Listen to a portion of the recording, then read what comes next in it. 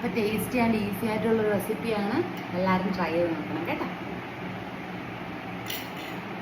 കഴിച്ചുകൂടെ കാണിക്കാം.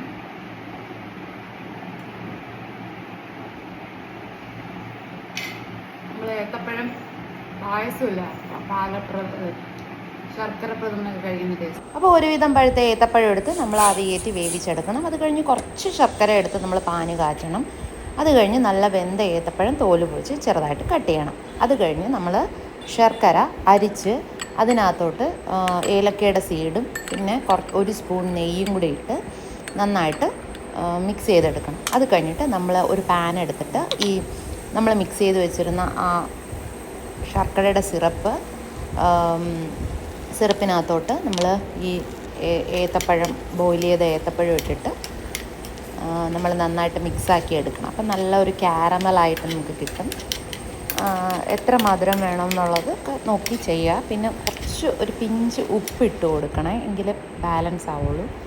അപ്പം അതിങ്ങനെ കോട്ടായി വരുന്ന ആ ഒരു ഇത് വരുമ്പോൾ നമുക്ക് ഓഫ് ചെയ്തിട്ട് പ്ലേറ്റിലോട്ടാക്കാം. എന്നിട്ട് അതിങ്ങനെ അതിൻ്റെ പുറത്ത് സിറപ്പ് പോലെ ഒഴിച്ചിട്ട് നമുക്ക് കോക്കനട്ടൊക്കെ സ്പ്രിങ്കിൾ ചെയ്തിട്ട് നല്ല ടേസ്റ്റാണ്. പെട്ടെന്ന് ചെയ്തെടുക്കാം. ബ്രേക്ക്ഫാസ്റ്റൊക്കെ ആയിട്ടൊക്കെ കഴിച്ചിട്ട് പോവാം. അപ്പോൾ tata bye bye, see you. എല്ലാവരും സബ്സ്ക്രൈബ്